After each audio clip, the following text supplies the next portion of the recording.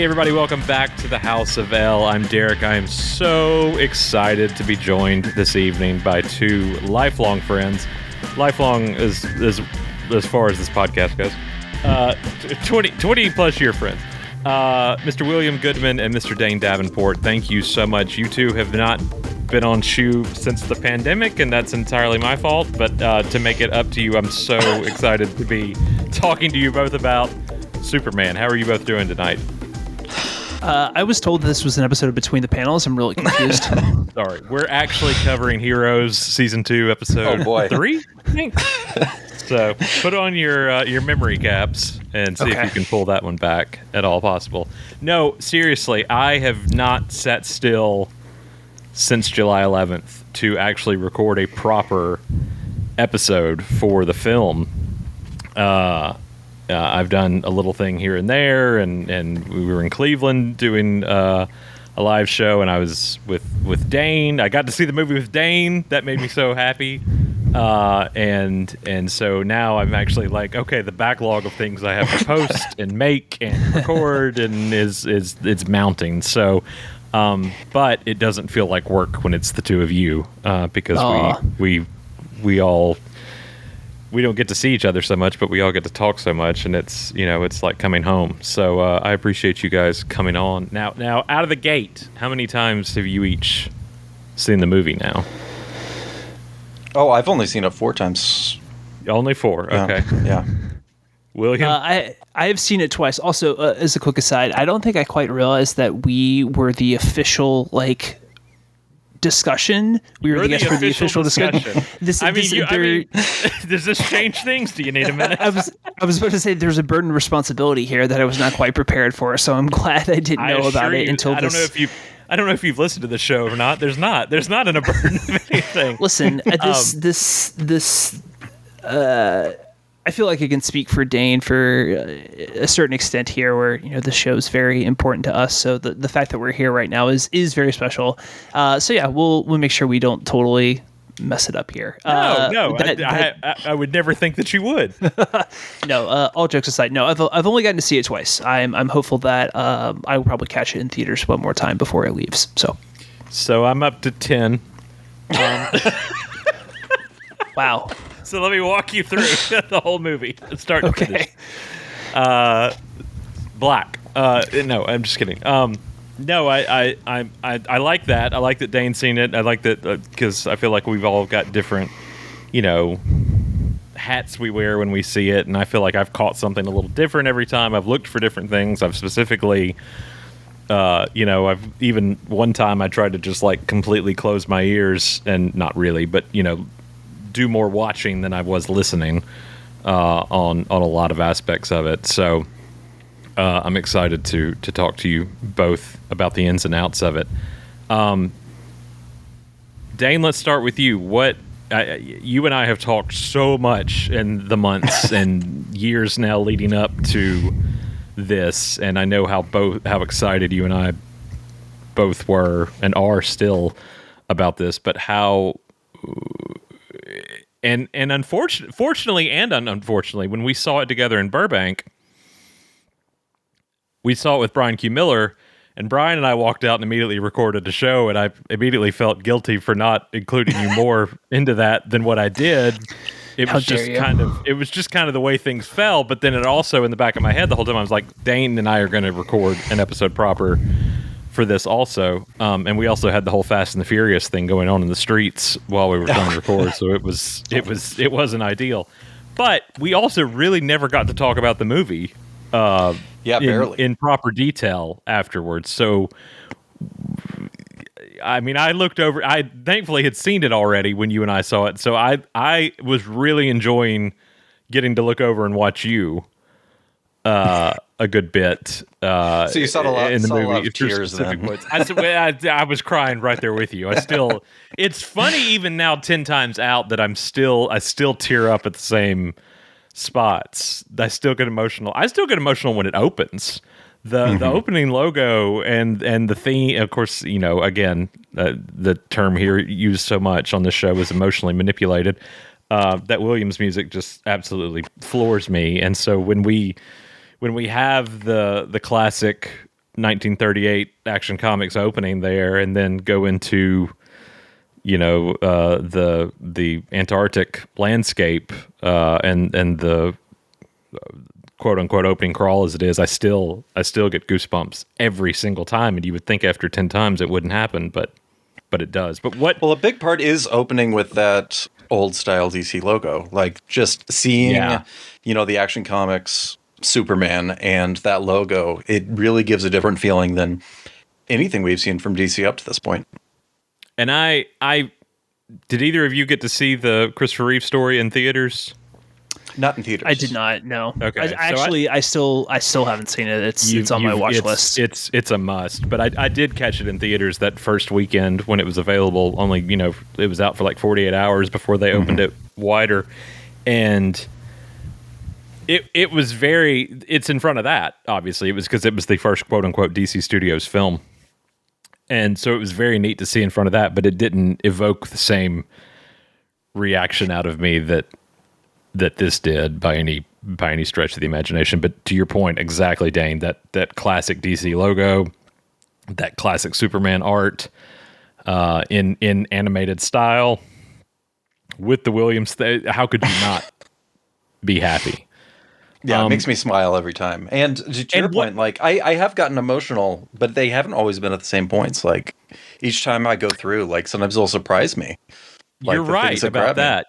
Yeah, that I have additionally found some spots that have grabbed me much more than they have in previous, and there's some that haven't as much, and there's 3 or 4 that every single time have caught me, and I think we're probably in agreement on some of those. But we'll start with Letterboxd. What was your Letterboxd? What's your top 4? What was your Letterboxd review of the film? I'll let Goodman take this first. Oh, okay.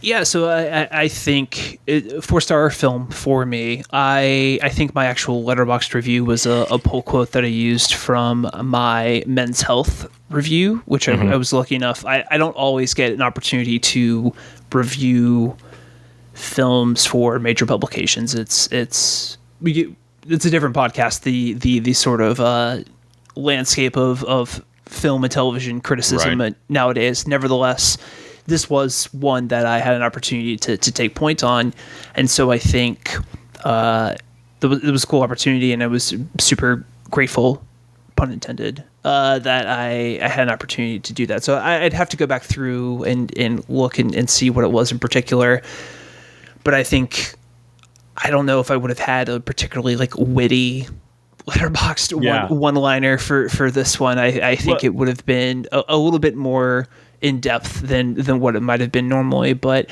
I mean, I think for me, there's so much writing, or there was so much writing on this movie, right? I think the benefit of doing this episode now is that we have a little bit of hindsight where I think we can certainly say I think this is far and away the best superhero movie of the year. I think it's probably, with the exception of, I said on a different podcast not that long ago that this would probably be the best blockbuster of the summer. I think that's accurate. I think depending upon how Fire and Ash plays out, that there's a strong chance that Superman is actually probably the best blockbuster of the year, full stop. We'll see what James Cameron does with Avatar in December, but as far as summer blockbusters go, I think this is far and away the best of what we had this year. And I think, I don't want to put words in either of your truth's mouths, but I think there was a little bit of skepticism headed into this about how the entire endeavor, right? I think relaunching the DC cinematic universe, 10 years or so ish after Man of Steel, doing it with James Gunn, who I think we all like on the Guardians movies, but weren't quite sure how that tone was going to translate to something like Superman. I think there were some questions around what that might look like. And I think as the movie kind of continues to tick on throughout its runtime, just continually proved wrong over and over and over and over and over again, as far as any sort of concerns or preconceived notions that I had for it. I mean, I think it is, it's really astonishing. I think it is truly a great bit of blockbuster filmmaking that has some like very significant ideas to it about what this character means, how it means for this character to interact in a modern reality, and the complications and or not that arise from that. And I think it has a lot on its mind, and there's a lot of depth to it that I think sometimes we don't get in a lot of our superhero movies. And so to have all of that within this first one, and then not only have that set the foundation for not only Superman, but the rest of what Gunn and Peter Safran are planning for the DC cinematic universe, there's a lot of, it's a Herculean task in so many ways to kind of do this, and Superman makes it look very, very easy, both the movie and the character. Not only is it such a big undertaking, but it's also a big undertaking when you are also, which has been a major issue has been a thing for me, which is holding over some from the previous and letting them play in this play box with the whole Peacemaker of it all, and you know what they're wanting to do there. And that's been something I've been hung up on, because my whole thing is like, all right, if we're going to do this, just start over. I feel like there's too much hinging on what they tried, what finally worked in some regards, and they were like, oh well, we'll borrow that, and carry it over here, and I've let a lot more of that go, especially now after seeing the movie. But in the months lead up to this and the trailers and the marketing, I'm like, okay, I can see where I feel like this can fit in to another realm of how Peacemaker and those characters can kind of play into the background of this world. I fully admit I was not the biggest fan of Peacemaker, and I didn't dislike it. It's just it wasn't in my wheelhouse the first time around, and then as I revisited, I'm like, okay, I'm more. I mean, it's Gunn. It's Gunn doing what he does best on at playing at his level. He's at the top of his game with season 1 of the show. It's classic James Gunn, and there's no denying that everybody is giving their A. I mean, John Cena is charismatic. Everybody is doing a great job on the show. I think my hang-up when watching it originally was the same kind of situation on the back end of being like, I don't understand why we're doing this when we have all of this and none of this worked, so why are we putting all our eggs into this, proverbial basket? But now I want it. Now I want it all to be in this basket. Quick interjection here. Did either of you guys happen to watch Creature Commandos at all? I think it's one of those things where we talk about Superman as the first DCU project, but it really, truly, it is Creature Commandos, and I think that gets a little brushed under the rug. So I want to have that as kind of, I think, a quick conversation point here for how that kind of, I think, sets the tone in some ways for what we're seeing with Superman. Well, one thing I liked about both Peacemaker and Creature Commandos is it did not set the tone. It didn't set the tone for Superman. Both of those projects are very different in tone, in storytelling, in scope as the Superman film. Like, even the way that the episodes are lined up time-wise, like, they work very differently. And that's something that actually excites me moving forward.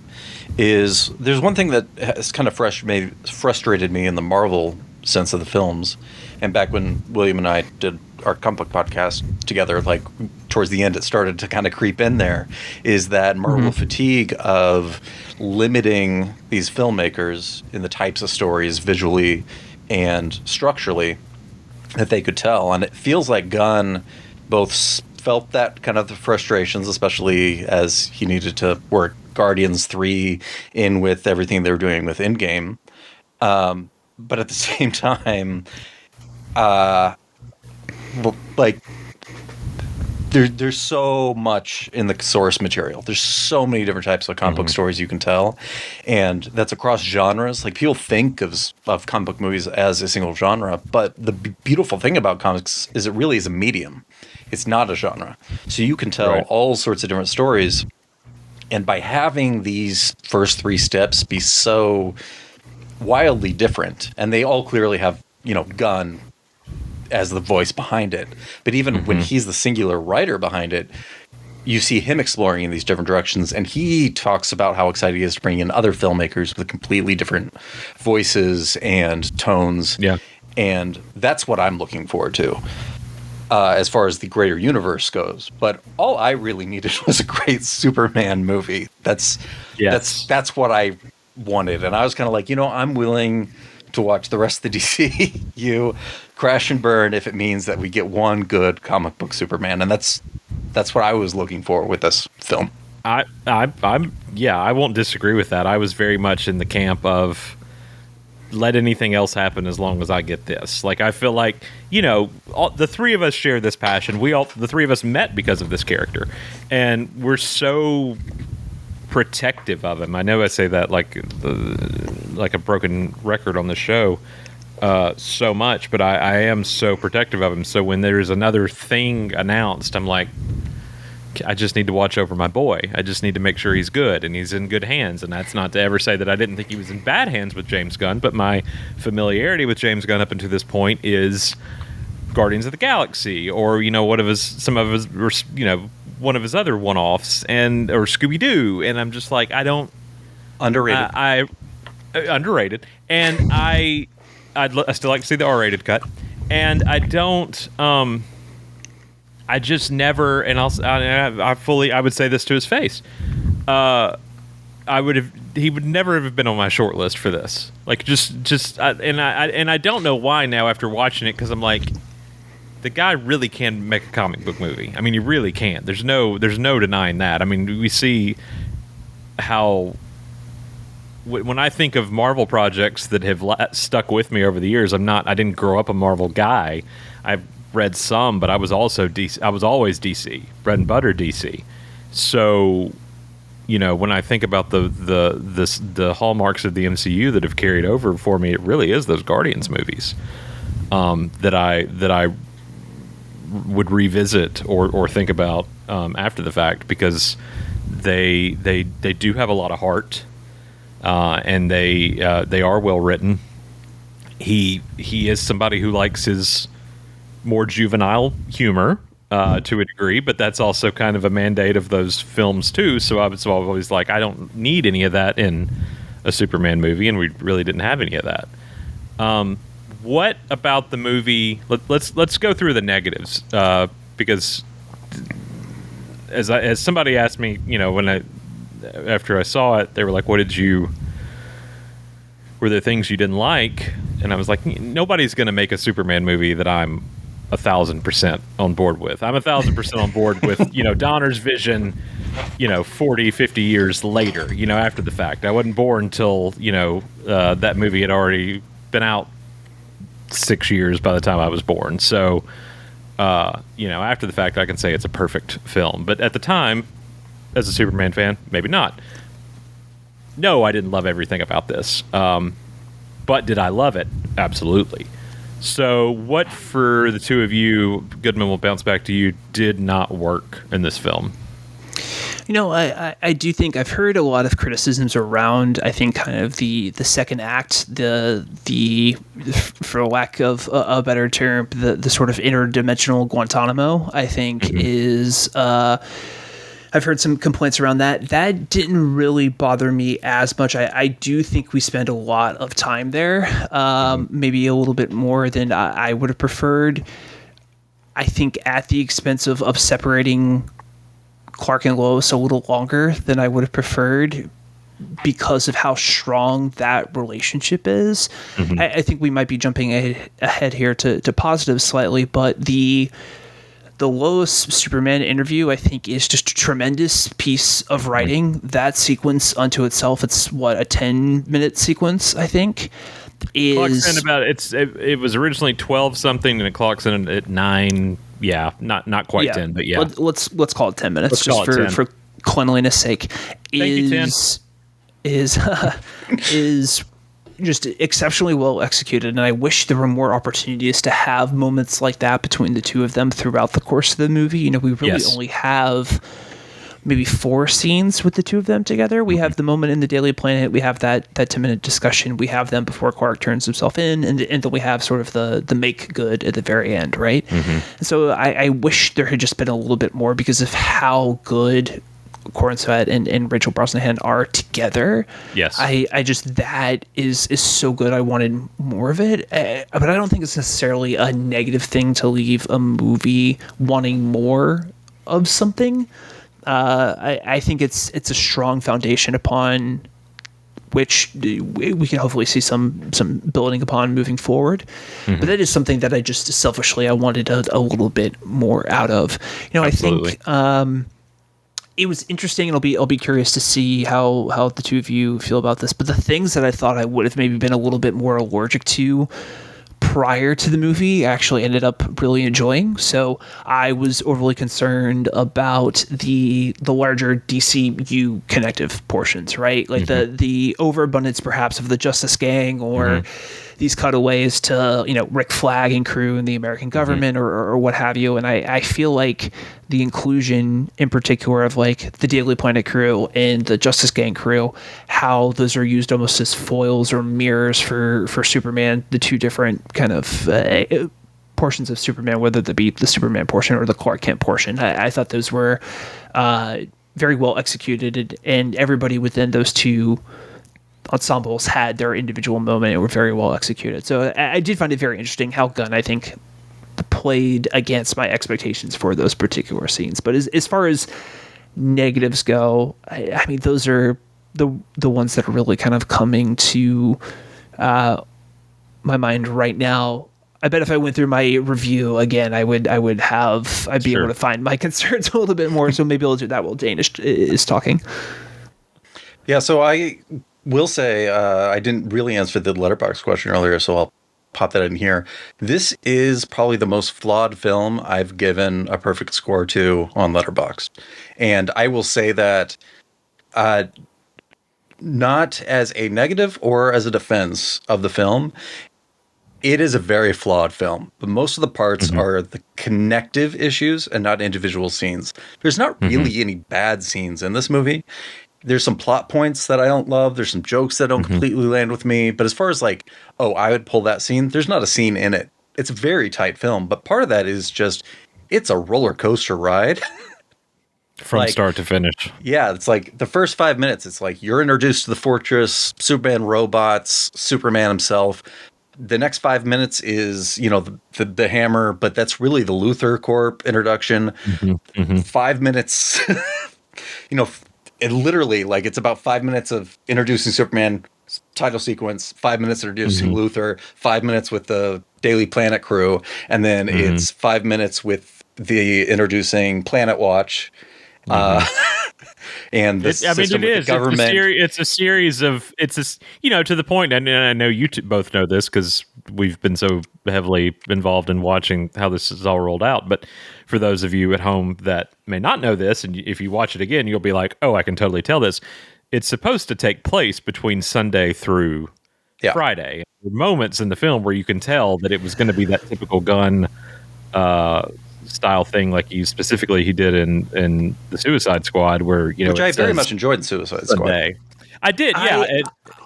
I really wish this is an instance in which I think maybe they over tested it. I think that would have been a very cool thing to include in this, and I think would have not contextualized it, but it would have given it a little bit more of a flavor to sort of understand just how bad things have been for him over the course of this 7-day period. Yeah. And it's such a cool narrative device too, that I think ties together well with the repetition of time. Like, what I love about that opening crawl is that repetition of 3, where it's like 300 years, 30 years, 3 years, 3 hours, 3 minutes, months, like that decreasing intervals there. Yeah. So then to have that also play within the larger course of the week time frame, it was such a cool idea, and I almost wish I didn't know that was part of it originally, that got ironed out in the testing, because it's such a cool framing device. I really wish it was a part of it. I want to say it was in some leaks ahead of time. Am I right? I think it was. Yeah. There were some leaks where it said that was in some test screenings, and I was like, I don't know. And then I really like, if you watch it, they do it with the Daily Planet. They do it with the paper. You see the days of the week, because somebody's always holding a paper at some point at one point or another. I think there's one day where that doesn't happen, but you can tell when it goes night to day. If you are watching it again, you can clearly see where this was supposed to happen, because it does go from morning to night and then starts again. The kaiju battle is Tuesday, and the secret harem and all that is Tuesday, and then Tuesday night is Clark and Lois in Clark's apartment with Peacemaker on the TV and Michael Ian Black, and I don't understand why he wasn't I've completely drawn a blank. DC talk show. Oh yeah, I know who you're talking about, but I can't remember the character name. Godfrey. Good Lord, couldn't come up with that. Oh yeah. I almost said Gilbert Gottfried, and I was like, that's not right. Godfrey. But then they just did that on Superman and Lois with Tom Cavanaugh.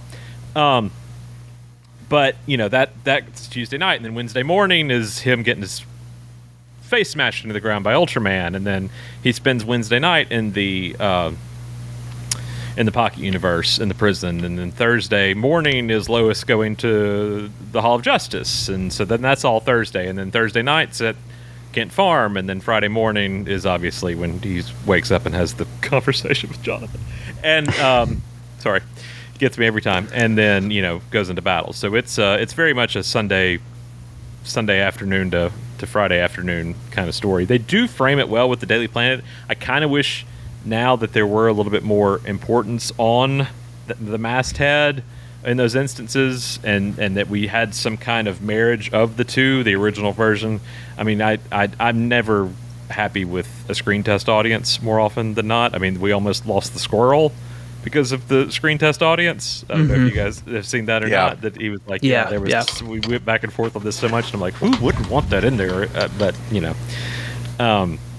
so to that point, I did kind of want that after the fact, but I also kind of wish they had just done more with the paper itself, because what better way to frame your narrative than you literally have the most famous newspaper in the world at your disposal in this film, and to be able to utilize a day of the week, or with a front page and that kind of thing. So, but I am with you there. I do think that would have helped kind of the narrative stringing it together as well with the pacing. I do too, because it does feel a little more broken up not having that, especially when it does cut to black for an extended amount of seconds where that lettering was going to happen. Well, it just tells the audience breathe for a second, even as Superman's face is getting smashed into the concrete. There's a little bit of a breath there if you have it that isn't there if it's just cutting from the night to the next morning. And I wonder if that's part of it, because it is such a, you said this a minute ago, it is so fast paced. There is little room to breathe in this movie. We are quite literally dropped into this universe just as he is there at the start. Yeah.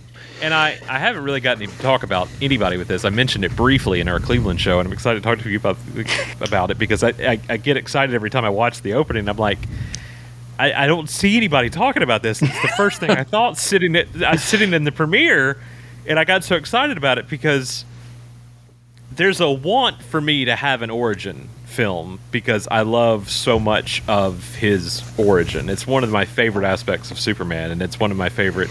When there is a new Genesis story, I love seeing how a new writer weaves us into this world that somebody else hasn't done, be it Mark Waid or be it Smallville or Jeff Loeb or anybody. So I would love to know what Gunn's Genesis story for this one would have been. Would we not be dropped in 30 years later, and then 3 years later to him being Superman?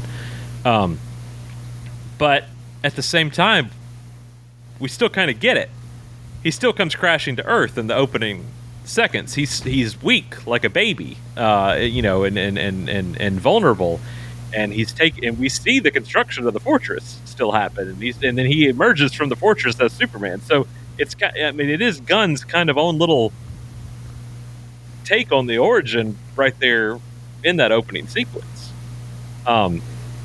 That's interesting. I had not thought about it in that way. That I know that throughout kind of like context clues of the film itself, I think if you're paying close enough attention, you kind of get those different pieces that you need. Where if you are maybe a little bit more confused on Superman's origin, which at this point is extremely well worn, but we get a little bit of those things kind of here and there, whether it's like, play him his message from his parents is the thing that comforts him. Like there is exposition in that, right? There's exposition in some of the ways that like when he goes back to the farm that we get a little bit more of filling in that backstory there. Yes. But at the same time, we still get those things that make it a classic Superman tale. They're just not told in the linear fashion that we are accustomed to. Yes. Yeah. And so I do think it is something, I think it's interesting to kind of compare this to Fantastic Four, which also is a movie that kind of this particular framing in media res framing device. I think it definitely works better in Superman. I think because we are given more to cling onto with Superman at the onset than we are at the onset with Fantastic Four. There's a little bit more heavy lifting that the film has to do, I think, to make you care about the characters throughout the course of the film relative to something like Superman, where I think you're bought in pretty quickly on that. I think part and parcel because of those little 5-minute sequences that kind of lead up to and build out the first act. But I think the opening crawl, which was a late addition, if we're talking about kind of production-related things, that was something that came together, from my understanding, relatively late in the game. I think it's a really useful framing device. I also think, too, it's one of those things that I think helps with, to kind of piggyback about what I liked about Creature Commandos, for example, is that it does a good job of establishing that this is a universe with a lived-in history, right? We don't necessarily need to know every single portion of it, but there is something like the disparate elements of Peacemaker that they're deciding to keep, which we'll get a little bit more context around in a couple of weeks when we see Peacemaker Season 2, right? But then also Creature Commandos, that's Frankenstein and Frankenstein's monster, rather, in The Bride of Frankenstein. Like, we have an understanding, okay, metahumans in some way, shape, or form have been around for hundreds of years. And if you haven't watched Creature Commandos, you still get that in this opening crawl. Like, you have an understanding that, like, Superman is just the latest of a long lineage of all these different things. And so you have that, and then the way that skeletal structure is then filled in throughout the course of the film, and it's only additive and not in a way that is, like, overly expository. I'm going to have to actually in this case, just because comic book nerd, is in the DC universe is the only case where Frankenstein's monster's name actually is Frankenstein and not Frankenstein's monster. So any other context, that would be correction, but well, I'm going off of the literary adaptation, Dane, so there you go. Comic books are literary. I do like, too, we were talking in kind of that fashion of we still get a classic Superman tale, but not as we would anticipate it. We going back to the well here on the Lois Clark interview sequence, which is literally the first thing they shot, by the way, folks. That was, I mean, not only did they screen test the Clarks and Loises with the scene, it was literally the first thing David and Rachel shot together. And despite the fact that they have been dating 3 months at this point, that's still the first Superman and Lois interview. That's still the I spent the night with Superman, kind of interview. And we still he gets to a point of agitation in the course of it that he still goes through the whole spiel of I come from a planet called Krypton, which is gone now, by the way. So, like, we still get all those points hit home, just not, well, we also get them in a way that serves the story. Like, yes, we get all the different pieces, but each is placed in there at a time in which it's important context for the story being told. It's not like there's a lot of things that are are in every Superman movie, and some things that maybe we all feel should be that are not necessarily in this one. But one thing I do appreciate this, despite us not getting a shirt rip, is there's the possibility of that being just in there for fan service, and not because there's a moment created by that. And that's something that's easy to put in there, but there's a lot of things like an origin story that he could have done, the Superman the movie version where it takes an hour to tell the origin, or he can do one where like Grant Morrison with All Star is like the desperate scientist, last hope, kindly couple. Yes. Like, I feel like this is Gunn's kind of take on that of like, I'm going to put the origin in here, but I'm not going to put it in there because I need to do my take on it, or this is to prove that this is my Superman, as this is how I would do it. And I think there's some elements in there where he definitely puts a stamp on his take. Yes. But it's everything in there, like a roller coaster ride as it is. It's dense, and every little piece is serving a purpose. And it's not always the purpose that I would choose, but it is excellent writing and excellent storytelling, just from a crafting point of view. What is the first thing I looked to my left and said to you during the credits? Between our crying, let's just admit it, because we both were. But what was the first thing I said to you? Oh, I don't remember. That was an emotional moment. I said no shirt rip. Because it's literally came out of, like, to the final seconds of the movie. When I saw it the Monday when I was at the premiere and saw it, I was like, okay, they're gonna do it in a coda. Like, that's gonna be the mid credit sequence, right? Him doing the thing. That's gonna be the. And then it didn't happen. And I was like, okay, the last scene, that's gonna happen. No, it didn't happen. I feel robbed of that, and I know it. To your point, it's like, did it service the story or did it service the fan? Well, I'm the fan, and I did not feel serviced by that. At least you're honest. And now Gunn has said he doesn't wear the suit under his clothes. Okay. Agree to disagree. One of the things that I got so caught up with in the final lead up to this, and I feel like this was 10 days out from release, was the conversation about the glasses. I think it came out of the press junket. Yeah. Somebody out of London. It was out of London.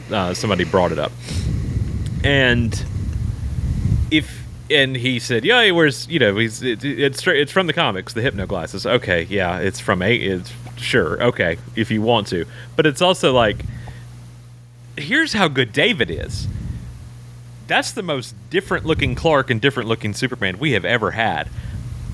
This is the one time you did not need the glasses thing. I mean, or have to question the glasses. I mean, obviously, I don't fault anybody's performance as Clark versus as Superman. I think every iteration for that medium, for that particular story, that Superman, that Clark has worked. Some of the actors' Clarks were better than their Superman. In some instances, the other way around, you could argue. But I lost my train of thought. He does such a good job, obviously, of the dual roles, that this is the one time I would have never thought that the glasses were going to come into question. So then Gunn says these hypno glasses, a few days leading up to the premiere, and so I got this stuck in my head because they kept talking about how there is discussion of this, and why? In a world of suspenders of disbelief, like, why do we need that descriptor on something that has worked for 90 years? Yeah, go ahead. Can I posit a theory about this? I think this you're going to be wrong, but you can. No, I'm just kidding. Okay. Well, this has been fun. So much of the visuals of this film and the narrative bits and whatnot are, you're talking about servicing fans versus servicing the story. while you may not have gotten a shirt rip, there are a lot of things in this that read as very comic booky to me, and Hypnoglass is a perfect example of that. So that is one of those things where it's like it's a weird comic book thing that's like very fun, I think, to just kind of just like drop in the middle of a story that also makes like it's a fun joke that Guy Gardner gets to tell that also I think is like a little revealing about this particular Superman and his who he decides to trust and whatnot. So to Dane's point, I think it's something that is layered, right? It's a practical explanation for this, even if we don't necessarily need it. It's a joke. Yeah. And then it's also reveals a little bit of character in the same moment. So to have that level of layers to it is just, I think, smart writing, and it just, again, I think is revealing about character in that exact same moment. And so I think it's did we need it? No, maybe not. But I think the way in which it is included, I think speaks on a lot of different levels as to its inclusion. And also I think, like, not that Gunn needs to do this in any way, shape, or form, but I think does kind of speak to like the bona fides of someone who's like, this is a little bit of him showing his work. And so I think, you know, there's an element of kind of like, I get to now kind of prove to you all, and not that he needs to, you know, this is the same guy who decided I'm going to adapt Guardians of the Galaxy from the Dan Abnett and Andy Lanning run that everybody loves from the, you know, the mid-aughts. But shows that he has a reverence for the source material in a way that maybe some, you know, like Bryan Singer's X-Men was afraid to put the X-Men in yellow spandex. James Gunn is not afraid to put Clark Kent in Hypnoglasses. And I'll also say that... Oh, go ahead. Well, hold on. Let me say this, and then I'll let you say that, because I don't want to say that I wasn't, as much as I wasn't good with it. It was the fact that it got in my head because we're okay with the Hypnoglasses reference, but we're not okay with the man wearing the costume under his suit and giving us a shirt rip. Like, well, I in a world where we have the Hypnoglasses, I feel like the other is totally I think those are very specific to Gunn as well, where his, you know, the things that were his speed bumps to get over is the glasses is the only disguise. How's nobody figuring this out? And then, like, why is nobody seeing the suit under, you know, a plain white shirt? High collar. Yeah, I get that. And then he says, you know, well, he carries it in his briefcase. I'm like, okay, that opens up a whole other can of worms for me. But if you're going to say that, then we should have at least had a Fleischer style duck into the. I would give up a shirt rip if we saw, you know, him duck into the Daily Planet storage room, undo the tie, and then he comes out the window. You know, I don't need to see the whole cape emerge or anything like that. That's, you know, we've seen that work well and then not so well in some instances. But you know, it is a hallmark thing for me that I did feel robbed of a bit. I felt the same way at the end of Man of Steel. Now, I feel that was definitely much more of a suit that was not worn under an outfit, more than any other iteration that's come before. But I felt robbed of that in Man of Steel. And then in Dawn of Justice, I think when he's at Lex's house and he sees something on the TV, it's been a minute, but he does start to do the glasses and kind of tugs at the tie and walks off, and that's as much as we got.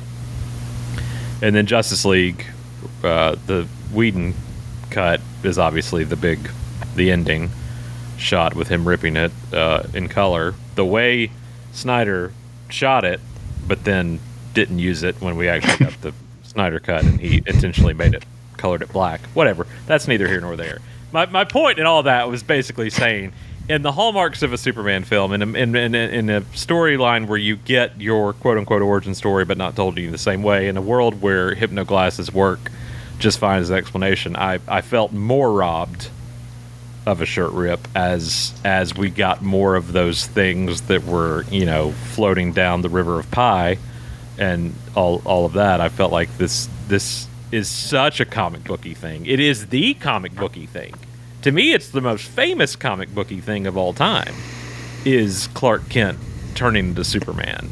So to not include that shocked me a great deal.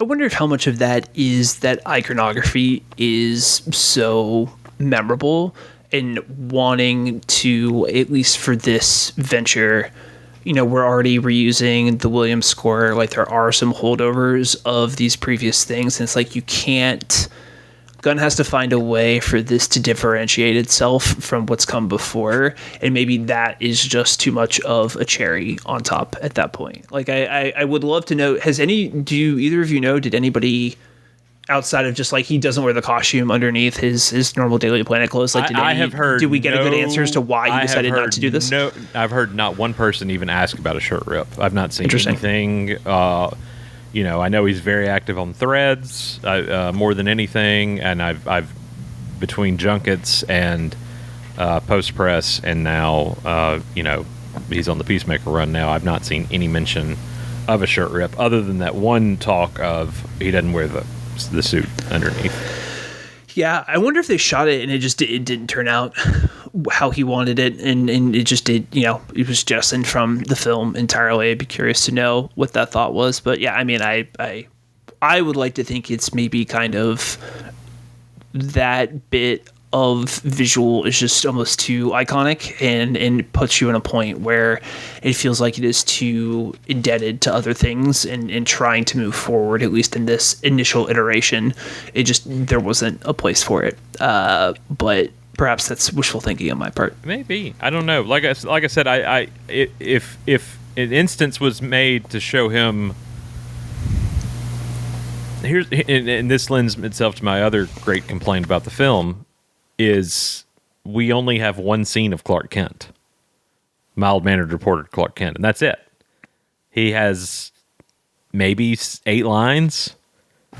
So much of the marketing, it felt like, centered on this Clark, this version of Clark. We saw so much of this Clark in the Planet, be it from, behind-the-scenes shots and all this stuff, and there were so many pictures of him as Clark to make me think, okay, well, this is going to be we knew journalism was going to be a big aspect of the movie. Rachel had talked about that a good bit, so I was really thinking there was going to be much more of the planet and all of that than what we actually got when all was said and done. So, yeah, those were the two things I said to Dane. I was like, there's no shirt rip, literally one scene, one sequence even with Clark.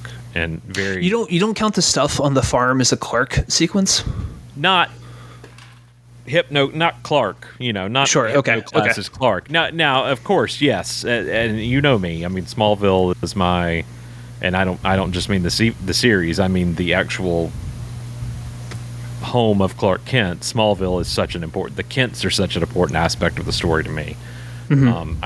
I die a little inside every time some 20-year-old is like, the Kent should be dead. Because I'm just like, you are wrong, and I will, and I've never met a Superman writer that agrees with you. So that even more, says you're wrong. In Cleveland I got off on a huge tangent. We had a panel with Philip Kennedy Johnson, and I just in front of an audience, I just because I had a Superman writer at my disposal, I want to be like, do you think the kid should ever be dead? No, like it's not.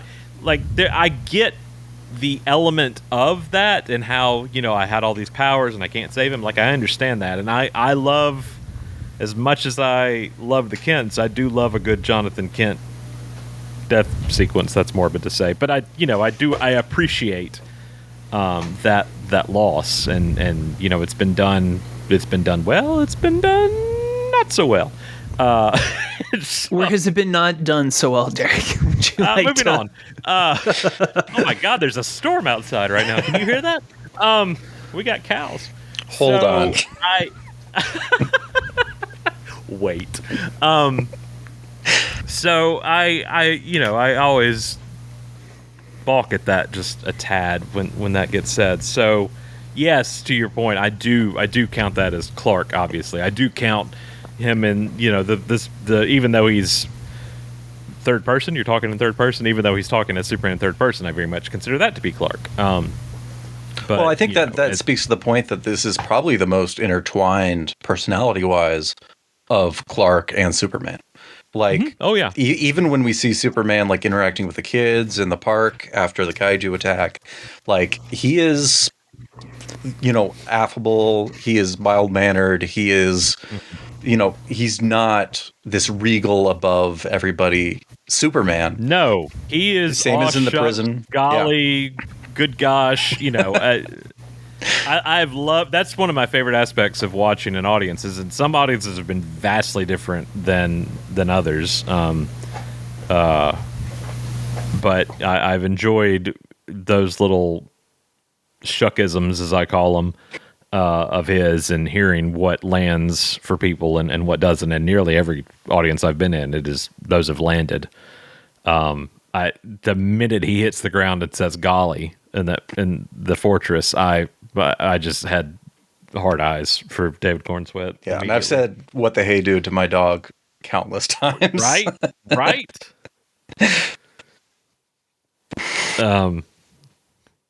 I got off at the station. Where was the train going? Where were we talking about? Well, I'll jump in there. Okay. It kind of reeling it back just a little bit. Why I didn't bump up against some of that screen time or the shirt rip elements is, for me, that this didn't feel like it needed to be the definitive Superman movie. That for me, it needed to be a Superman adventure, a comic book, a story in the life of Superman. And that's one reason I like that we jump into a world that's already existing, because that's how I jumped into comics. Is all these other characters already existed, and they would pull sometimes C-list characters in there because they had a solo book that wasn't selling particularly well, so they'd throw them into a Superman or Batman book. And I'd be introduced to really cool characters. Like, one of my favorite Mr. Terrific stories is one of the many spinoffs during Final Crisis, which Goodman and I talked about when those were coming out. And it's one of those things where it's like, that's not a character who's had a lot of not just screen time, but even like comic book time. Like, I think sometimes people assume that these characters have the same, many decades long history and volume that, the big three in DC have.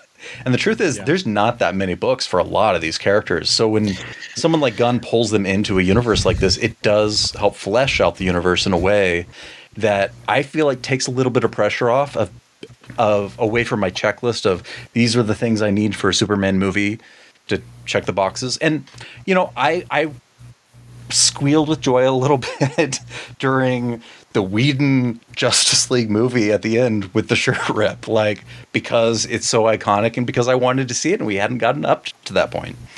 That said, it took three movies to get one. That said, I would trade that scene and that entire movie, for a couple of these scenes from this movie, because it feels like it's pulled straight from the comics, and that's what I wanted from this more than anything. Isn't it funny, though, that movie does the same things as far as what it does use the Williams theme at one point. It does have the shirt rip, and how much that doesn't work compared to, what does here for us. Yeah, and a lot of that's just artistic voices, like, clashing. Absolutely. Just there's a lot of things randomly tossed in the blender there, including the score. There are check marks to me that have to be hit for something, and especially when you're bringing in a roster like Guy Gardner and stuff like that. Like, all right, well, he's got to be a dick and he's got to have a bad haircut. Check and check. So those got marked off for me, but it still has been. And I don't know if you guys have felt this or not. Goodman, you said you've only seen it twice. I was so, again, emotionally manipulated. You can't watch it where I watched it the first time, sitting around who I was sitting around, and not be emotionally manipulated by what's happening. I mean, I cried through that entire. I mean, the minute that 3 centuries ago came up on screen, like that whole thing, and I knew as soon as I knew that the trailer we've been watching 3,000 times this December, we're literally about to see this play out right here at the beginning. So I feel like almost none of this movie has been spoiled for me at this point. Like, I wept through the entire thing. I was just so excited to be in this moment that I've waited so long for. But every time I watch it, and specifically that next night seeing it again, I was surprised how much more I enjoyed it than the previous time. And that has honestly happened every single time. Yeah, I get upset about a shirt rip, I get upset about Clark, and I get upset about the thing that I'm about to bring up here in a second. And it's not even upset, it's just, I feel nobody's ever going to make, to my original point of the entire podcast, nobody's ever going to make a Superman movie that is going to check every box for me, because I'm not the one writing it. I'm not the one. I'm actually at the point now where I'm convinced I couldn't write the perfect Superman movie for me. That's a solid point. And so, but then I got to, I can get worked up over that stuff, and I kind of got even more worked up on it on that second viewing. And then as soon as we're in the fortress and Superman robot number 8, I think, is reading the paper, and Supergirl comes crashing in, and Gary and all of that, and then would you like to see the footage of your parents? And Jesus, Mary and Rhoda, that absolutely destroys me every time watching. And then I don't know if you saw this or not, that some more and more concept art is starting to trickle out over the course of the last week as this book that's coming out. And, I pre-ordered that the second. The minute that thing got announced, it's phenomenal. The art of the film.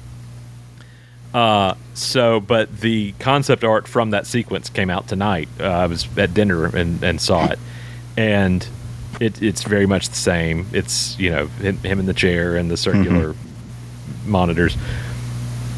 But it's actually stuff from David's life. So that picture of him as a kid in the train shirt, is up there, and all this other stuff. So that got me all worked up all over again, because I was like,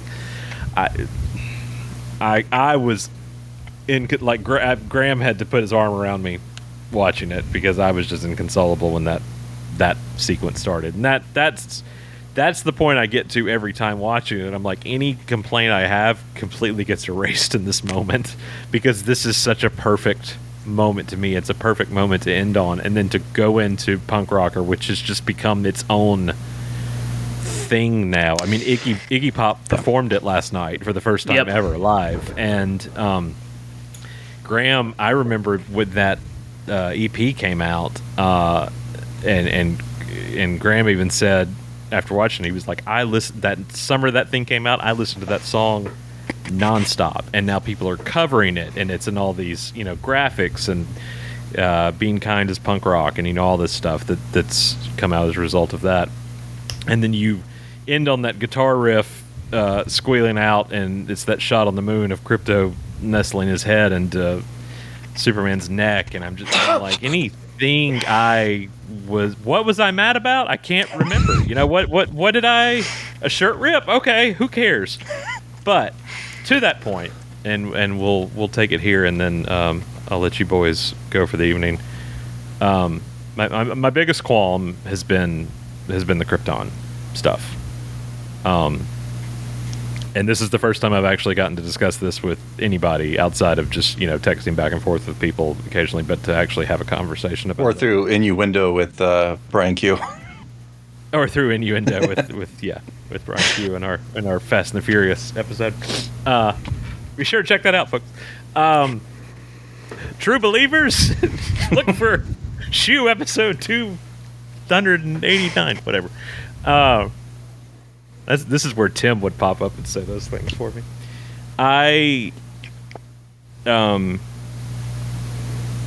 There's two things I love. I mean, there's 1,000 things I love in Superman's story, but I do love a good origin. But I love Krypton. I think Krypton is a beautiful idea of a place, and that can be from any iteration. I know we lean much more into the whole Donner thing in live action than we have anywhere else, but I'm always so taken with a new concept, a new vision of it, and the Bradley Cooper thing leaked well in advance of the movie, so knew that going in of who that was going to be, and we actually get to hear some Kryptonese, and I was looking really hard on the console. By the way, I think I can easily say now after 10 viewings, this is my favorite Fortress of Solitude of all time. It's a great design. So much of it was practical, and I just I never thought I would say that, but I honestly do believe this is my favorite. From the exterior to the interior, I think it's great. But I love so many things about Krypton, and I fully expected, even though we got hit over the head with the nope, it's not doctored by multiple characters on multiple occasions. Three times. We're told just it is bang, legit. bang, bang. Mr. Terrific, Lex, and not the general, but the lieutenant at the Pentagon. I fully expected it to go the Birthright route and find out this was all a fraud in the end. Even on the third, rule of three of that, I was like, okay, surely this is still going to end up being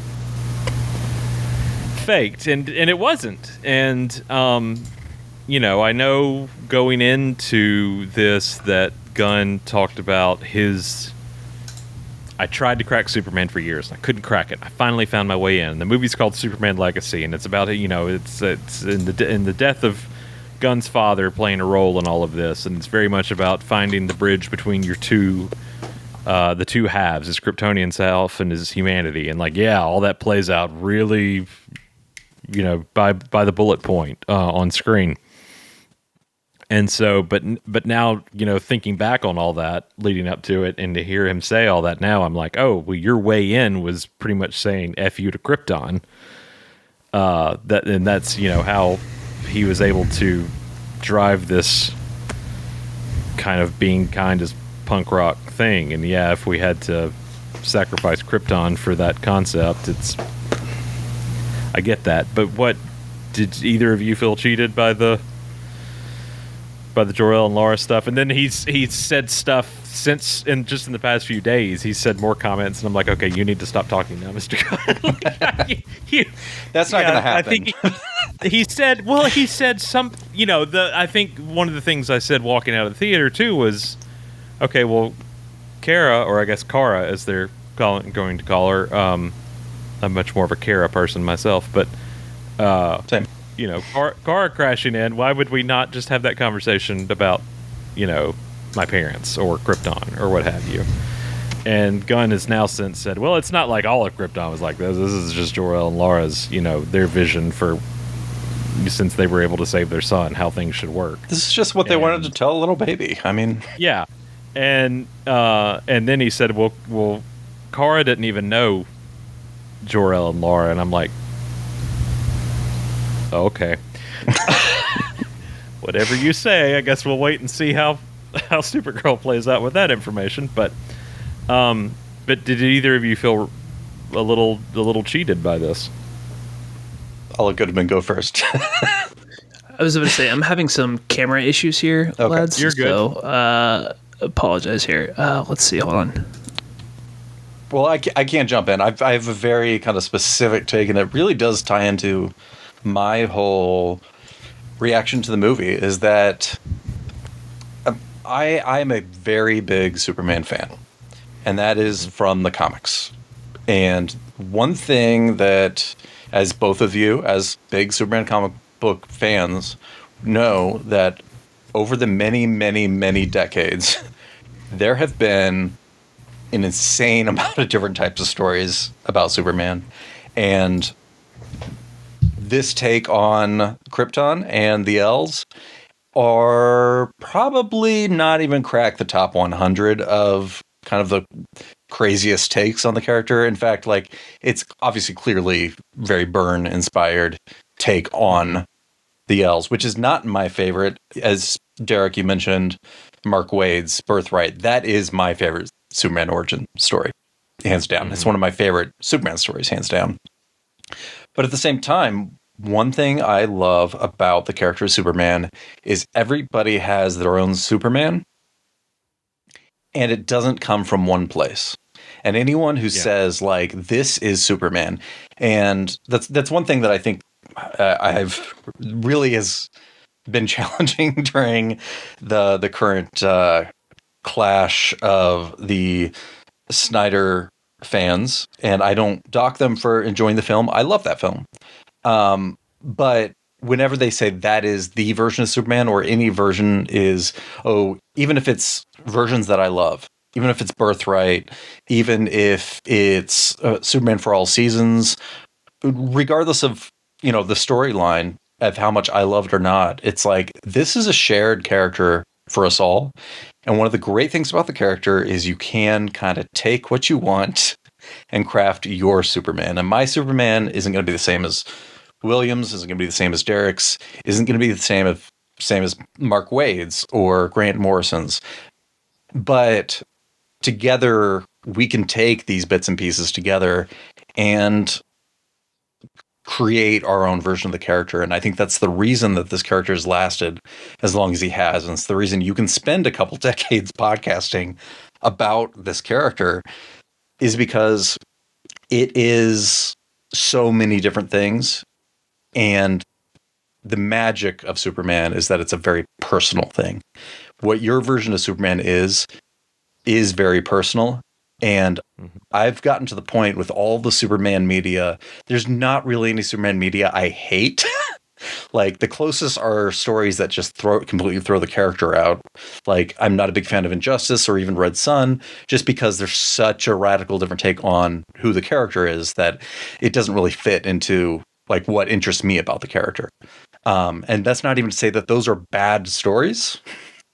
It's just they're not particularly interesting to me and what my version of the character is. So for me, that origin is not my version of the character, but it's very easy for me to be like, oh yeah, that really does work for the story that Gunn's telling in this movie. That's more about him as being raised by the Kents. And if that's what's needed for the story, and the fact it works very well to tell that story, I'm okay with that, because there is no perfect version of a Superman movie. What I wanted from this movie more than anything, and as both of you know, like, I have brain cancer, and the ongoing joke but in my friend group has been like, I just want a comic book inspired Superman movie in my lifetime, and no matter what, that's what I want. And I really do feel like that's what we got here. And that's an important distinction, in that I don't need it to be my checklist of everything I want Superman to be, or everything he is to me, because that list is too long to fit in a movie or a trilogy. It only really fits in 80 plus years of storytelling by a huge, diverse group of artists, storytellers, directors, craftspeople, set decorators, costume designers. That's the only real way that you can create this character in everything it means to me. And I feel like this has been such a magical new piece to my version of Superman that when I look at Corrin Sweat, I see a Clark Kent, I see a Superman in a way that I have seen in other people, have seen in different pages drawn by different artists over the years.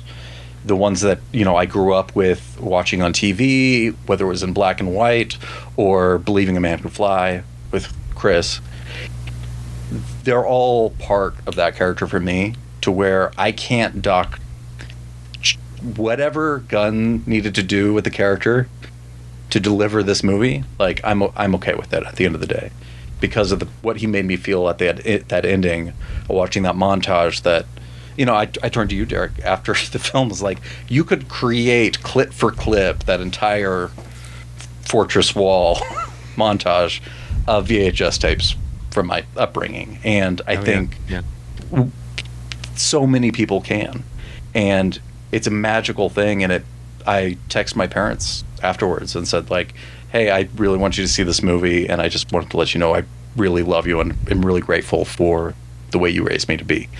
And to me, that's not my Jor-El.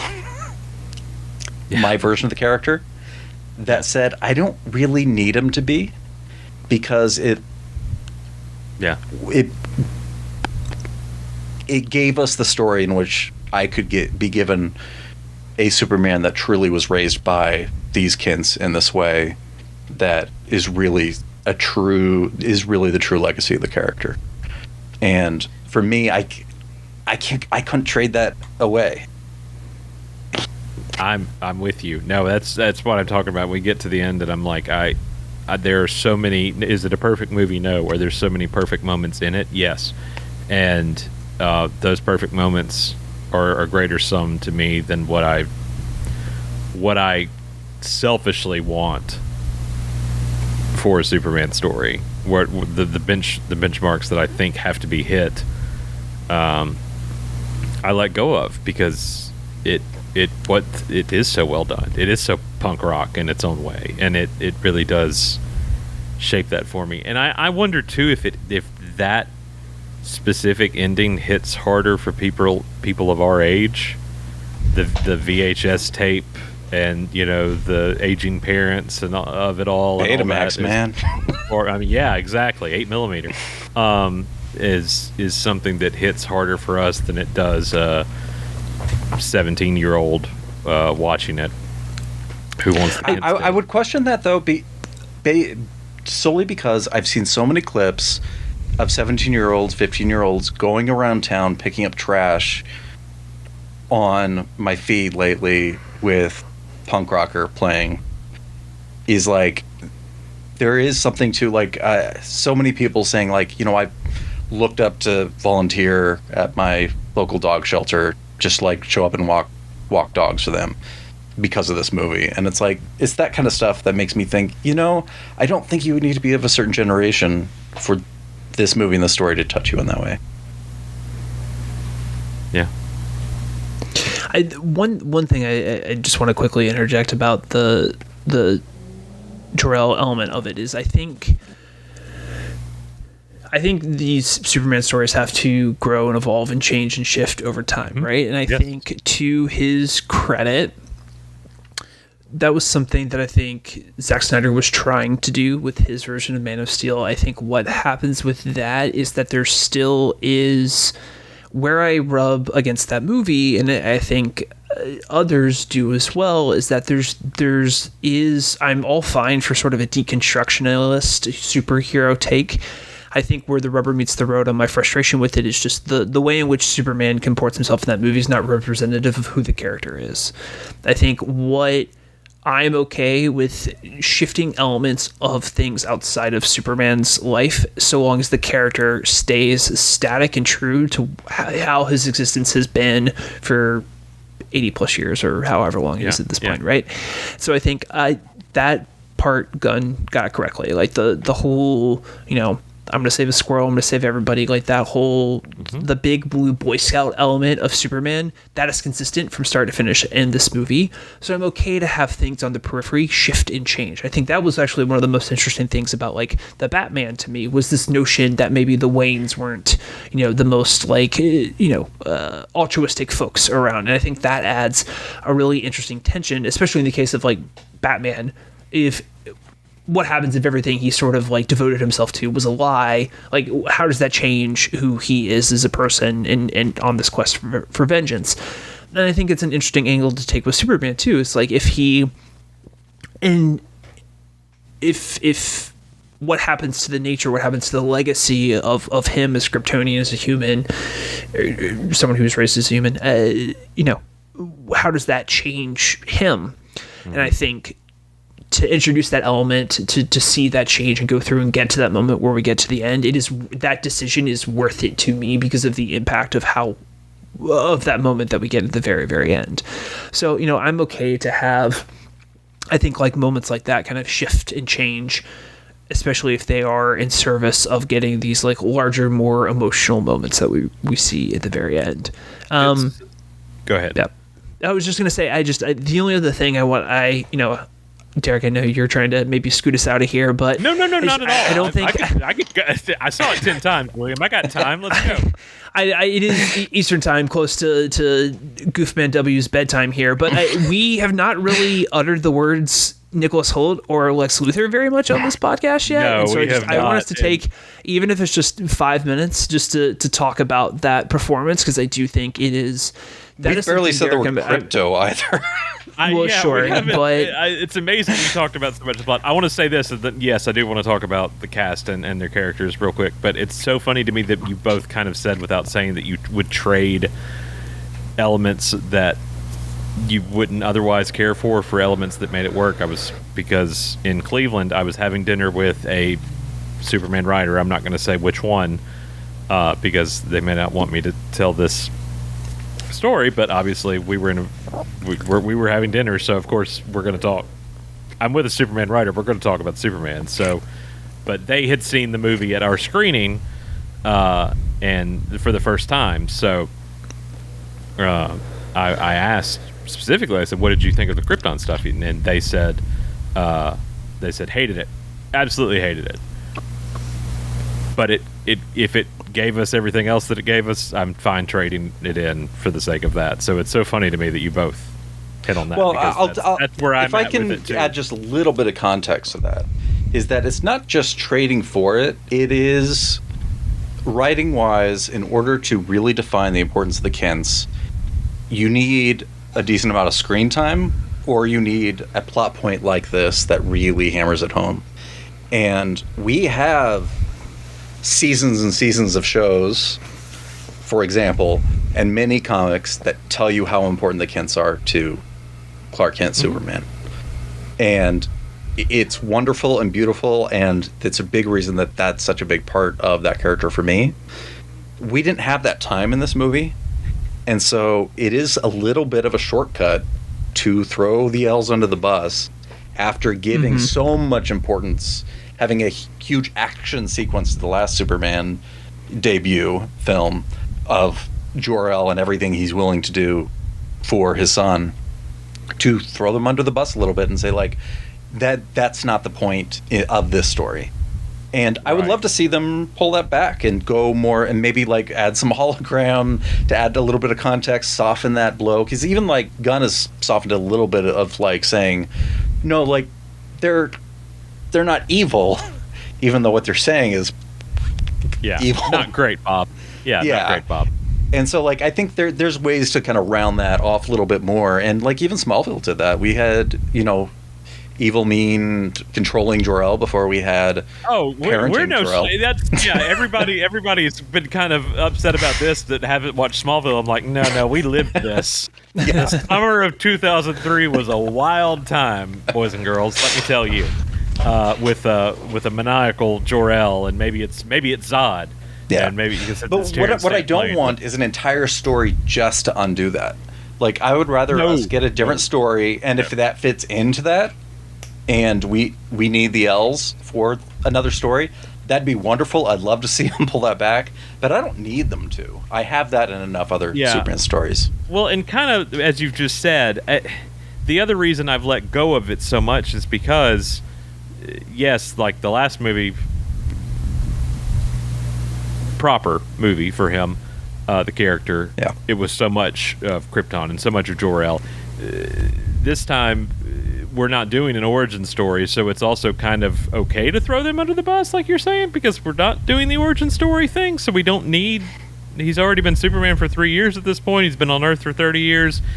We don't really have to go back to the well with that. I would have hated it more... I'm not going to say I hated it, but I would have disliked it more had he actually interacted with them and them not be a glorified voicemail. Yeah. That removed, in subsequent watches, that removed a whole lot more of the stakes of it to me, from the standpoint of feeling like I was not getting something, again, that I selfishly wanted out of a Superman movie. Nicholas Hoult was freaking amazing. Yeah.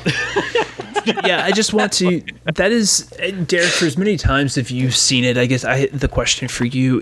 The performance was something that I think I appreciated right away, but I think on a second viewing, so both of you having seen it more than I have, how like composed Lex is through the entirety of it, and then how quickly and how threadbare he becomes in the way that Holt modulates that performance throughout the course of the movie, I think is something that is very subtle and is hard to key in maybe on initial viewings. So I'm curious if either of you have had insight or a deeper appreciation into that element of his performance. Part and parcel because that was something that I really keyed into on a second watch. I think just how the depths of that performance that feels, I don't mean this in a derogatory way, that feels maybe one way at a surface level, but upon further reconsideration, there's actually a lot of nuance and depth and emotionality to it. So I'm curious about your perspective readings on that performance. I'll quickly say and then pass it to Dane. Of course, it's hard to always watch a new property in this IP and not compare it to what what your Mount Rushmore is or what your hallmarks are, what the last iteration or anything. And that's what, as Dane was saying earlier, is so wonderful about there not being just one version of this character and the ways we've seen him play out. One of our favorite iterations is a 10-year TV show where he didn't even get to be the character proper, quote unquote, until the final scene of the show. So there are so many moments like that, and it's hard not to find myself wanting to compare and contrast. But the thing I do enjoy about that is about having so many people who have portrayed Clark or Lois or Perry White or Jimmy or what have you, is that because there are so many different stories, I have always just enjoyed who is playing them in that moment and have never really thought for a second, okay, well, this is that, I like this version better than this version. I like what they did in that version, and then I like what this person did in this version, and I don't really feel the need to compare and contrast the two, because outside of like Reeve and Routh and Welling, how tightly those were knit into the Donner and Williams of it all, most everything is so vastly different that I get to enjoy everything a little bit differently. We throw the term Mount Rushmore on the show around a lot, and yeah, I guess I do have a Mount Rushmore, but I mean, I love them all. I love Kate Bosworth. Don't even get me started on Superman Returns. That's a whole underrated. That's a whole other can of worms. But yeah, I think watching him. First of all, it's fantastic to have an actor portray Lex Luthor that missed out on getting to play Superman. I think that in and of itself just adds so many layers. Holt auditioning for Superman and getting cast as Lex is just something. I don't know if you've seen the one interview where Gunn puts he's talking about watching Holt's tape after the fact, sitting in on the audition and then watching the tape later, and he starts putting his thumb over Holt's hairline. He's like, "Yep, got it." I was enthralled though in the first night of watching it. I kept jokingly referring to his control center and everything being Battleship, and then Dane was like, "Well, it's more like chess," and I was like, "Yeah, give me the Battleship reference though. I'd rather have it." But it is very much him playing chess, but he is until it's just button mashing at the end. Until it's just just up, down, left, right. So I so appreciate what he did because, and I said this on stage in Cleveland, and I think it got a big laugh out of Brian Michael Bendis. I'm not patting myself in the back. Oh, I dropped a name there. Sorry. It's so fun to love Lex because we always love Lex, right? Gene Hackman. You love Gene Hackman playing Lex. You love Rosenbaum playing Lex because you knew what was going to happen, but you didn't want Rosenbaum to turn evil because look at all the good. Look at all the nice seasons we had. And yeah, his dad sucked and Clark gaslit him to hell and back. But there's just so much of Rosenbaum that you want to love and don't want to turn evil. And then you get this, and you're like, I want to choke this bald mother. God bless him for giving us a Lex that you love to hate. Mm-hmm. Dane. Sorry. Yeah, I mean, man, we've probably spent hours talking about Lex casting over the years. Literally. Just going back over our personal preferences and what we'd like to see from the character and portrayals. And one thing that has kind of always irked me a little bit is that when it comes to live action, we have not seen a true comic book Lex. Like with Smallville, it really is the closest we've come until very recent years of, but even that is still like very origin levels, not like super genius, scientific, but also businessman, charismatic, but, you know, diabolical Lex Luthor. That, and, you know, I've got a weird relationship with, you know, the Superman, because it was so not comic book inspired, but it inspired so many of the comics I loved. Like that, it always frustrated me a little bit that instead of doing things that were in the comics, they would invent new stuff, but they invented stuff like the Crystal Fortress and some of my favorite aspects of the character now. And if you look at comics like Last Son, it's like the influence is incredible. But when it comes to Lex, that version of Lex isn't really in the comics. In, you know, Spacey really kind of continued that with a more sinister edge, but this was the first time where I was like, oh, this guy is a actual genius and not like goofy genius, but like, or just scary that he'll go to any lengths genius. Like, he actually is very smart.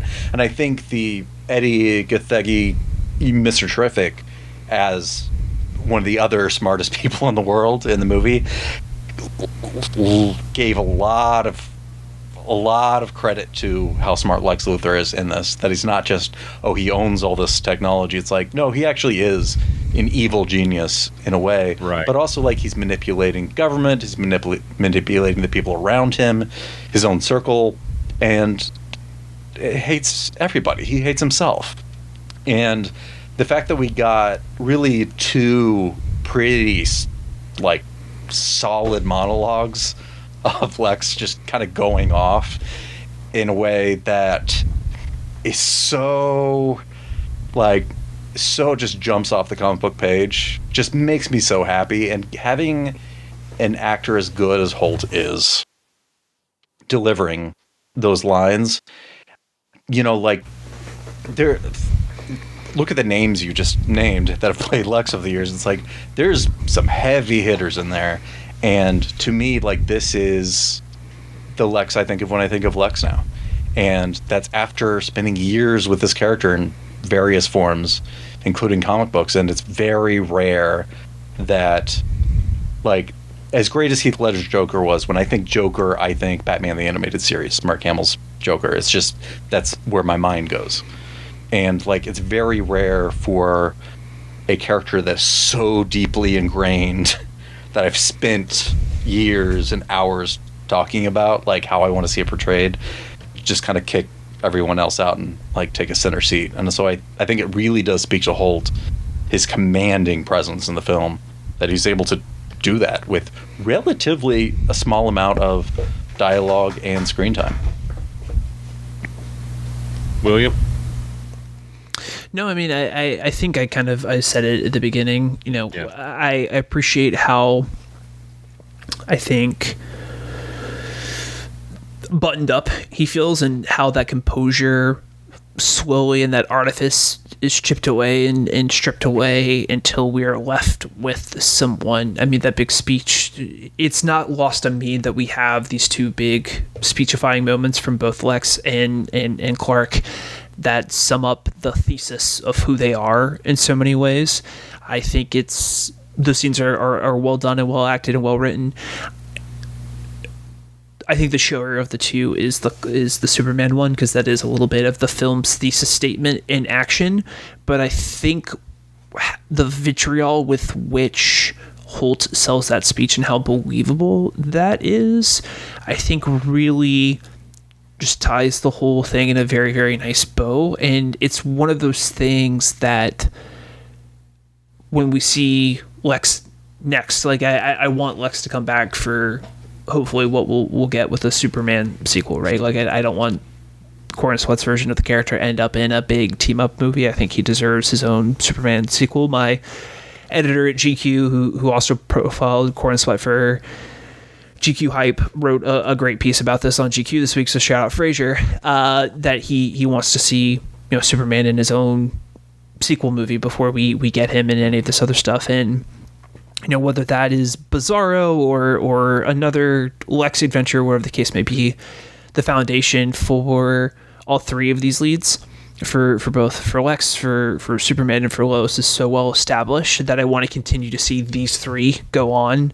in some form or fashion in a consistent basis because of how well established they are. And I think a lot of how that works is the performances, but I was really struck by on my second viewing, again, the depths of resentment and how Holt is able to convey that, I think, with his physicality. I mean, that last shot that we see of him, the vitriol that's kind of just lingering right in his eyes and his face, it's hard to do that. It's hard to convey that level of emotion in just a facial expression. I think that is it's an underrated skill set as an actor, and there's no doubt in my mind about what is happening behind his eyes in those particular moments. And it's a really special thing. It's something I've appreciated, again, like I said, on my second view, and I think when I get around to my third one, I'll find a greater appreciation for it as well. Like Dane said, we hadn't talked about Crypto. We barely scratched the surface of the Justice Gang. There's Lois? so many little moments. Lois. That was going to be my next point. I haven't even gotten to talk about one of my favorite aspects of the movie is that Superman never saves Lois. Lois saves Superman twice in the film, which I absolutely adore. And, the whole journalism aspect and the Daily Planet staff. So, yes, this is going to be the first of a series of episodes that I'm going to have to do as our Summer of Superman coverage continues. But I appreciate you both coming on. Closing thoughts. What do you throw at me? What you want to throw at me, Dane? Oh, I'll let Goodman go first. I feel like I just monologued his mouth. Let me say about the movie. Don't just insult me. What I want to do specifically to be about the film. No, I think I went on, like I said, I was on another podcast that was a bit of a summer preview, and around mid-June we were talking about things we were excited for, and I went out on a limb and said, I think if Superman is the movie that I think we all hope it is, it will be, I think, one of the best blockbuster movies of the year, and that's absolutely how I feel about it. I think it's funny you two have mentioned your estimations of it getting stronger with each subsequent viewing. I think that's how I felt with my second viewing. I know just anecdotally on Letterboxd, folks that I have seen on subsequent viewings have upped their rating. David Sims from The Atlantic host of Blank Check podcast was one where I think his initial review was either 4 or 4.5, and his second viewing was a 5-star film. So, I think Derek, to your point, there's so much to talk about in this movie, not only just in the things that we like, but also too, I think what the movie is doing in terms of its, from a thematic perspective, is really rich and very prescient, and there's a lot of there to that, and that was something that I really hope we continue to see in these movies moving forward. It feels like Superman is actually about something, and we don't always get that in our movies, let alone our comic book films. And so to have depth to this, in addition to all these great comic booky things that we love about it, is really special. And I think it takes someone like James Gunn, who has a definitive perspective and viewpoint, for good or for ill, and your mileage may vary on how you feel about that experience, right? But I think for all of us, it resonated strongly. So to have a Superman movie that balances, again, the comic book elements and manages to be about things at the same time, and is so well received and beloved, I think, by fans and non-fans alike, it's really hard to make a 4-quadrant blockbuster movie that everybody likes. I want the audience at home to know that this is extraordinarily difficult. This is a Herculean task, and to do all of those things on their own, let alone within the context of a Superman movie, is extraordinarily difficult. So the fact that this movie exists and is as good as it is, slight criticisms we may have from a fan perspective aside, is I think nothing short of a minor miracle. So yeah, I think this is a tremendous piece of work, and if nothing else, this is a very high bar for the rest of the DCU to fall behind, and I do not envy them for having to figure it out. but I think this also shows that they have a strong plan to figure those things out.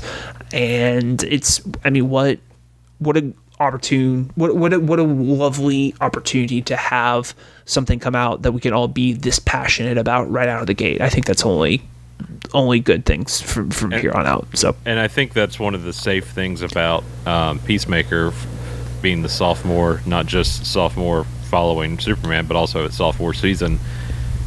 It was so well liked and so well received that it's a safe landing pad after coming off of. If you count Creature Commandos as part one, I still he calls it an appetizer, and I do too. I still think this is our larger venture into this world with Superman, but I think that is helping it by landing on a soft pad with Peacemaker, which looks phenomenal. After watching that trailer out of Comic-Con yesterday, I'm very excited to see how they're going to play into season 2. Anyway, Dane.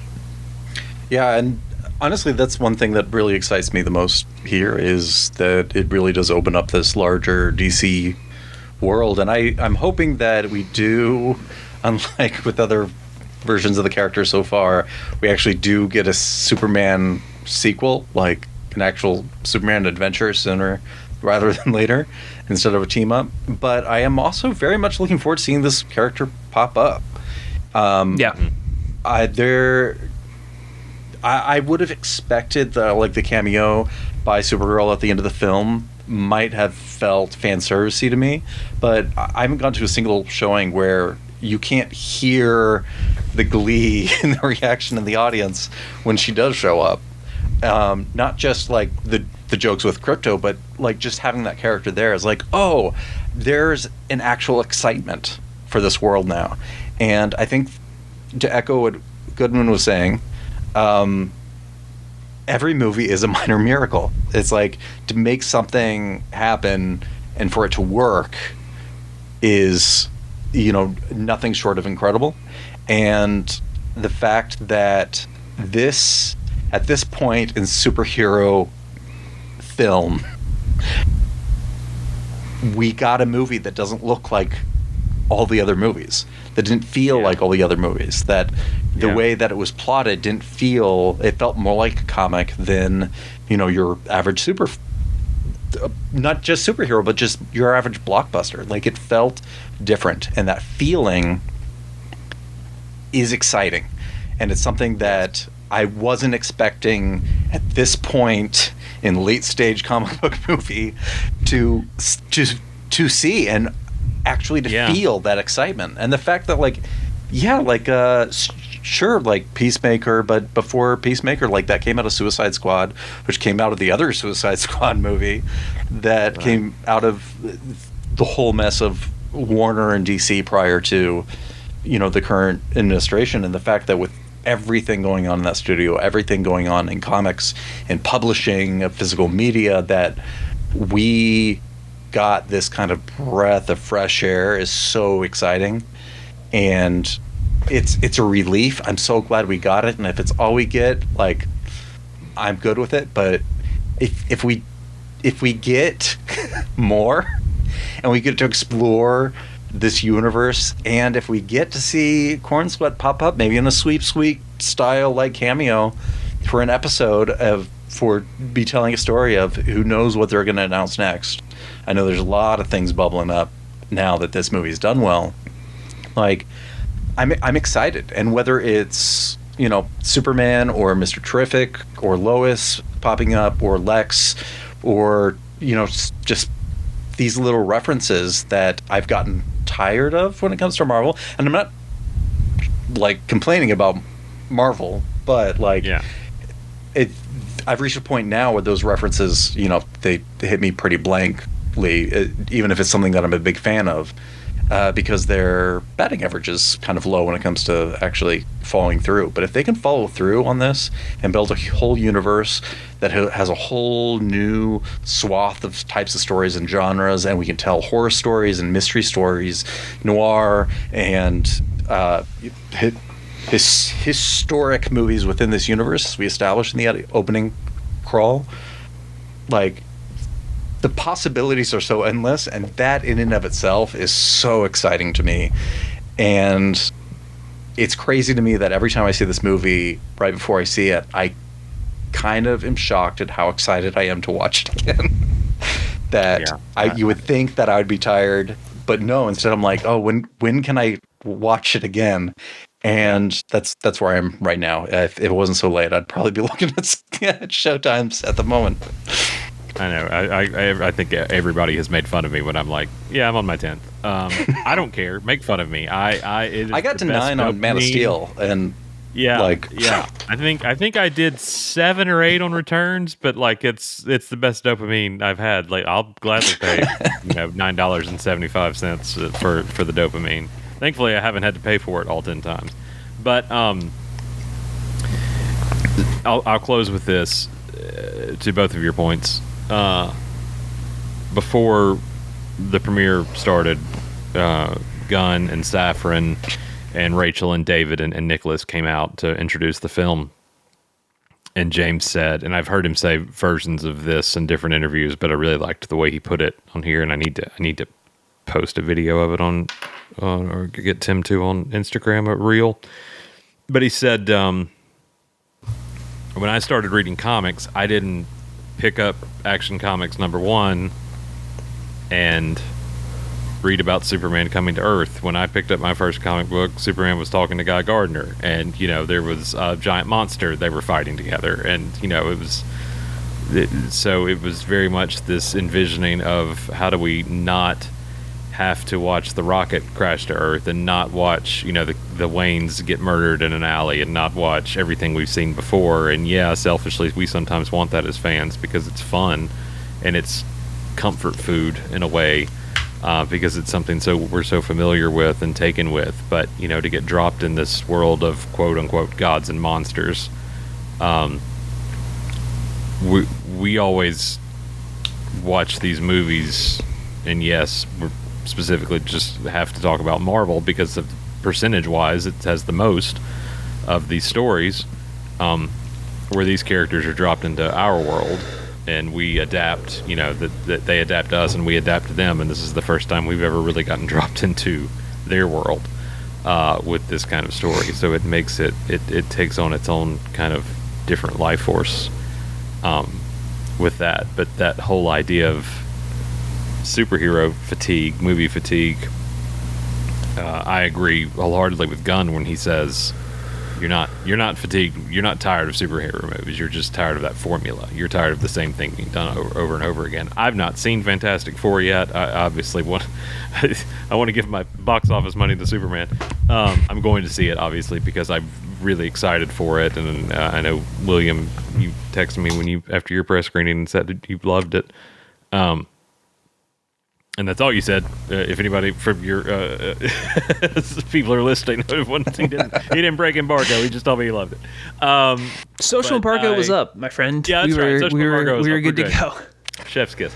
I'm going to see it. I just got to see Thunderbolts the other day, and I really enjoyed that. Mm-hmm. Never in a million years would have thought I enjoyed that nearly as much as I have. So yeah, there's something to be said for we can still enjoy these characters if we're not watching the same thing get rehashed over and over again in the same shape or manner. So I applaud Gunn. I personally do not think it is hard to get Superman right. Again, that is a very selfish. I'm a writer. I like to think that I can do him justice, but on the whole, I think Superman is a very easy character to get right. Getting the stuff in play, pieces in place to make a movie where he gets to be right is where you have the trouble more often than not.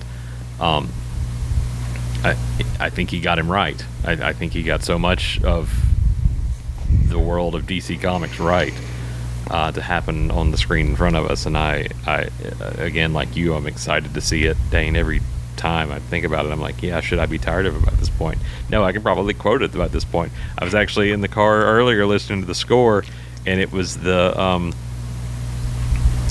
sequence, the 1A sequence, and I was like, I wonder how much. And I got to the Lexus monologue part, and I was like, I wonder how much of this I could say verbatim over the score. And I want to say I batted about average 80%.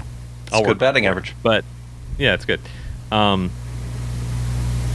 I could talk about this film for hours, and I know I will. I'm so indebted to what everybody from top to bottom has created, because it's gonna be a legacy of its own, to borrow from the original title. And I'm excited for new generations to find it. I'm excited for generations like us that had Reeve to look up to when we were kids, that now have David to look up to. Because my God, I keep forgetting every time I watch it that he's David Cornsweet, because every time he walks on screen in that suit, I'm like, you're Superman, dude. Like, you have just taken this character off the page and turned it into something that we needed now more than ever. This is the movie it was so fun to just forget about how much everything sucks around us right now for 2 hours. Are things bad right now? I hadn't looked outside lately, but I know when I sat down, it still sucked pretty bad out there. So okay. Unless anything's changed in the last hour 45 minutes, it's still pretty bad. But for 2 hours and 9 minutes, I get to just be hopeful and joyful, and things were nice, and Iggy Pop's playing, and getting to see footage of little baby Clark, and we hadn't even talked about the Kents. Jesus, we gotta go. All right, so tell everybody where they can find you individually. William. You can read most of my work at GQ and occasionally over at Men's Health, and then I'm on all social platforms at Goodman W. Yeah, and since I don't have a whole lot to plug right now and no longer talk comic books on a weekly basis with William, instead I'll plug Superman comics. I would love people to go out and put together their version of this character using different comics. There's tons of lists out there. We've talked about several today. If you'd like to follow me, I do usually make music and not talk about Superman, but it's usually hard to get me to stop talking about Superman. But if you want to follow me, you can follow me at Dane Davenport pretty much on every platform you can follow. Thank you both for coming on. I was so excited. It just kind of lightning in a bottle. I was like, what? Of course I want to talk to the two of you about this. It makes the most sense. So I'm so glad we got to do it. Thanks for having us, man. Thank you. Of course. It won't be the last time, I assure you. This has been an amazing summer of Superman specials. We're not done yet. Some I've recorded and haven't even gotten to release yet. We've still got some episodes from Cleveland I haven't released yet. Do please check out our Live in Cleveland episode with Brian Michael Bendis from the Cleveland premiere, because that was an amazing experience partnering with the Siegel and Schuster Society. If you've not listened to that yet, it should be the episode right before this one, and then the episode right before that one with Smallville writer Brian Q. Miller after we saw the film in LA. So look for that as well. And then we have more episodes coming. Frank and I got to sit down with writer Philip Kennedy Johnson and talk about his new Superman series coming out here next month. The Book of L and War World and everything else that he's worked on. That was a great thing we got to be a part of at the Cleveland Public Library. We've got Patreon episodes for you coming. A few of those already recorded and have not been posted yet because, again, I haven't sat still. But patreon.com/superhouseofl. Become a member today and get exclusive content there. Of course, you can follow us wherever you do social media at superhouseofl. And the podcast is available wherever you do your podcast. And we're online at superhouseofl.com. Is that it? Did I get everybody? Good.